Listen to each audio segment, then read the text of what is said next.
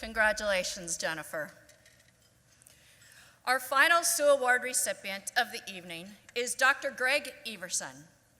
Everson is a pioneer in the field of medicine, specifically the care and treatment of hepatitis C, a chronic liver disease that was at one time the leading cause for liver transplants. Everson, along with his colleagues, helped uncover and characterize the disease, along with contributing to treatments that have led to a cure that is 98 to 99% effective.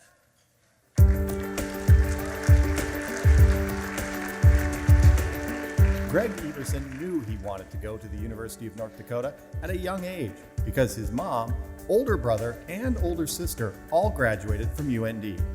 Here, Everson got his degree in chemistry. The Grafton, North Dakota native then attended medical school in New York City and did his fellowship in gastroenterology at the University of Colorado. He stayed there and became a key figure in the march toward finding a cure for hepatitis C. His peers say that the value of his contributions and his insight and his tireless work towards a cure for hepatitis C cannot be overstated. Dr. Everson believes that, in addition to developing testing platforms for Hep C drugs, one of his most important career contributions was co-authoring a book to help those living with the disease before a cure was found. Dr. Everson's committed to lifelong learning in the application of his knowledge to the treatment of medical conditions. Dr. Everson retired from the University of Colorado in 2017, but his work in medicine is not over. He's now CEO of a company he started in 2007 that develops liver function testing platforms. That company is in the process of seeking FDA approval for a minimally invasive blood test that could change the way liver patients are managed.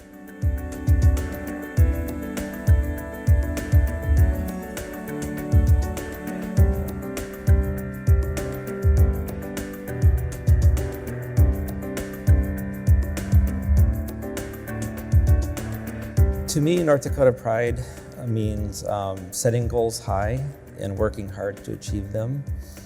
It means unwavering dedication to the people, places, and issues that matter to you most. And I think Dr. Everson exhibits those characteristics.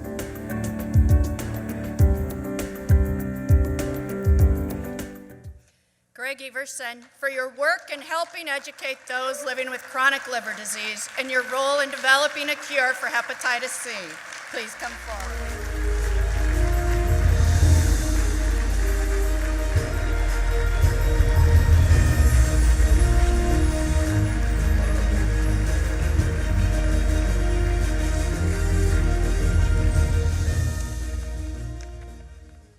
So I've given a few talks in my day. And there's two times in the course of a meeting you never want to give a talk. The first is right before lunch, when people are hungry and want to eat. And of course, the second, and probably even more so, is when you're between the end of the event and the bar. So I do want to really thank Deanna Carlson, the Alumni Association, the Foundation, and UND. Go Sioux, Fighting Hawks. The other thing I noticed right away, and my brother pointed this out, is the fact that every place I've spoken before, I've been introduced as Everson. But in North Dakota, I am Everson. And actually, my name is Everson. So I thought instead of, I would kind of make my little notes more as anecdotes to you. I did grow up in Grafton, North Dakota. And by the way, when we were living there, we said, this is the 10th largest city in the state of North Dakota. A small town, but with big town chutzpah. So one of my childhood friends is here, Bob LaGuire.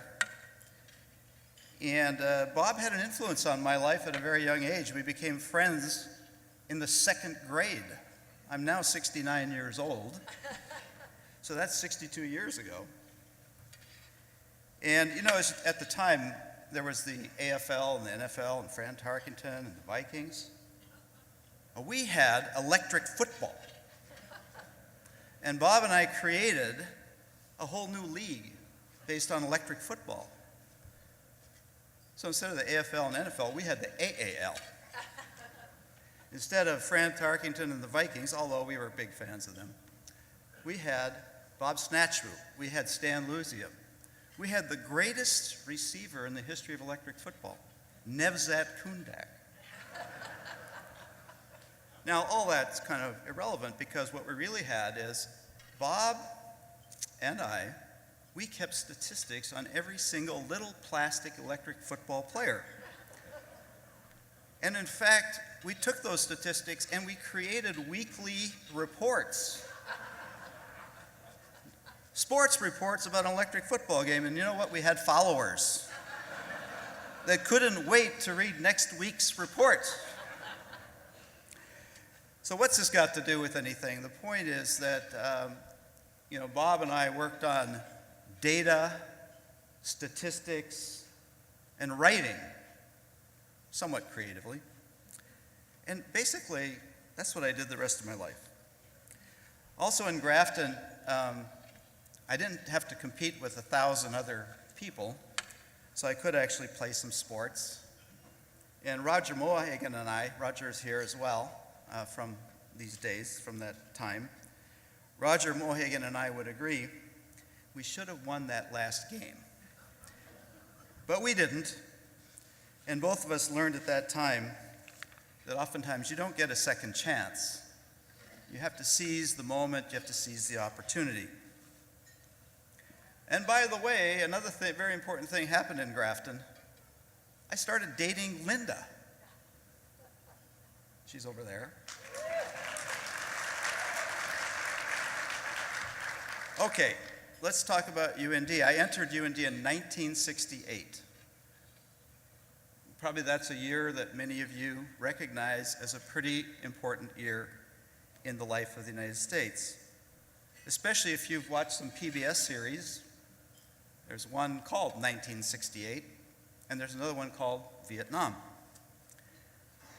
I don't care whether your views were to the right or to the left, or like most of us who were at the age of 20, just completely confused. The civil rights movement in Vietnam affected every single person in the country in some way. As a student senator at UND, I witnessed a big change from relative tranquility, and I mean it was tranquil until then, to political activism, protests, change, and more change. Now, despite the ongoing turmoil, because I don't want to get too serious here, and social upheaval, there was time for less serious stuff. It was the in time, I-N. I'm not Bill Clinton, I don't need to have that defined. It was the in time. There was the in crowd. There was sit-ins, live-ins, love-ins, and of course, Rowan and Martin laugh-in. You've heard from the previous speaker that she had quite a UND bloodline. I can't say I have that kind of bloodline, but we had a pretty substantial bloodline. My mom, Ruth Firstino, was very active in the Alumni Association, and she was a UND grad. My brother, a UND grad. My sister Margie was a UND grad, and my other sister, although she didn't graduate, she attended UND. And I think the cold finally got to her. She went down to Arizona and finalized it there. Lloyd was also a graduate of UND Med School and a former Sioux Award winner, and Shane tells me, I think we're one of the few brothers that have both received the UND Sioux Award, so thanks to Quirk.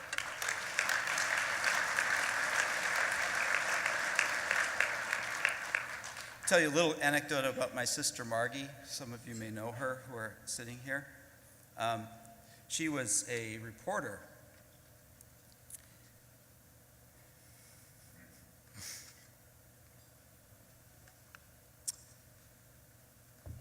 for a Bismarck TV station. Anyway, Zip to Zap. Who knows about Zip to Zap? Raise your hands. Yeah. There's people over here, most of my current friends and colleagues, they have no idea what Zip to Zap is. But anyway, she was a reporter for Bismarck TV, and she interviewed the ill-prepared and somewhat despondent mayor of Zap, who initially embraced Zip to Zap, only to later regret it, and the whole Zip to Zap event. Actually, that I think did originate from some students or individuals here at UND. So UND friendships for me have endured quite a bit of my lifetime. Rod McKinney is the person who nominated me for the award, and together, Rod and I carried our sacred SAE bricks. Those of you who are on campus probably saw a few weird individuals walking around campus from class to class carrying a purple brick with gold letters on it saying SAE. And that was to demonstrate our solidarity together. So we were friends discussing the meaning of life, or more likely, the meaning of Dr. Bazak's class in advanced calculus and his description of Cauchy sequences, which, by the way, I still have no idea what that's about. UND was also a broader family, and just look at some of the tables over here, which is a bevy of some of the yahoos I affectionately knew back then as brothers in the bonds of our fraternity SAE. But basically, they're still just looking for another excuse to have a party, as far as I can tell. Okay, well, UND was obviously fun, and it was great, and we all grew up together. But really, it's also about what? Education, academics, critical thinking. Although not Harvard, UND was and is the Harvard of North Dakota.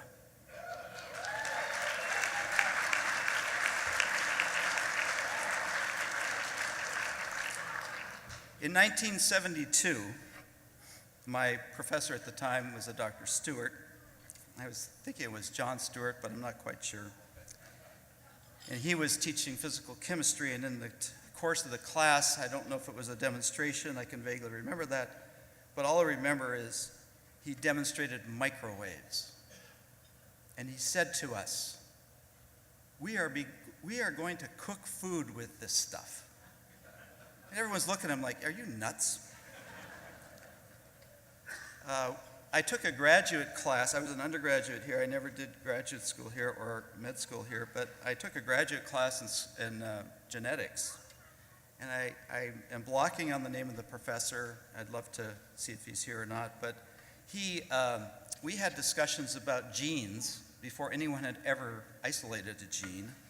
We discussed genetic regulation before anyone knew how genes were regulated. That was pretty interesting. The other thing is I had another teacher who I'd like to really highlight, Dr. Dan Eads, and I don't really know what happened to him in his career, but I'll never forget the kind of joy and fun I had working with him. He taught me to think critically, to go beneath the surface, and write better. He wasn't in science, he wasn't in medicine. He taught creative writing, he taught film.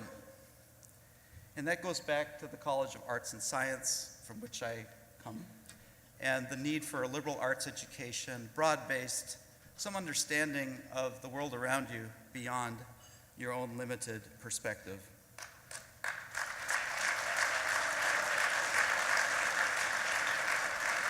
So UND taught me many ways to learn, many ways to create, many ways to succeed, and many ways to challenge and be challenged. Which brings me to the most important part of my UND experience, and that's Linda. She's my one and only love. She was formerly Linda Langowski. By the way, she is an outstanding artist in her own realm. And if you saw her work, you would say that far outpasses just about anything I've ever done. We were actually high school sweethearts. That's the kind of way we were built. But, actually we were nursery mates. And I don't mean nursery mates like taking care of babies in the nursery. We were the babies in the nursery together. So through 47 years of marriage, we've gone from Cornell Medical School in New York City, Creighton in Omaha, to the University of Colorado in Denver, and along the way we've met many friends and challenges along the way. Steph and Fred, who can forget Friday nights in Omaha, especially listening to Barry White. And there's a Barry White fan over here. At Colorado, raising our two sons, Todd and Brad, and 2 years ago, embracing our daughter-in-law, Jessica Gemmel. There in Colorado, we also had the great fortune to befriend Sharon and Craig Fossil, who have remained lifelong friends. And through Craig and Sharon, we met Don and Linda Wagner. And together, we have cycled and seen various parts of the world, even sharing the 12 labors of Hercules. That's an inside joke. So Craig had sent me a picture around to the group that did the cycling, and the label was a picture of the Nemean lion, which was the first labor of Hercules. And of course, you know, his question to everyone, does this have any meaning to anyone? And of course, I sent him back my interpretation of the 12 labors of Hercules. Well, whatever I've accomplished in my life pales in comparison to what everyone, including UND, did for me, especially my wife, Linda. And simply put, you can take the boy out of North Dakota, but you can't take the North Dakota out of the boy. So thank you very much. I appreciate very much the honor. Thank you.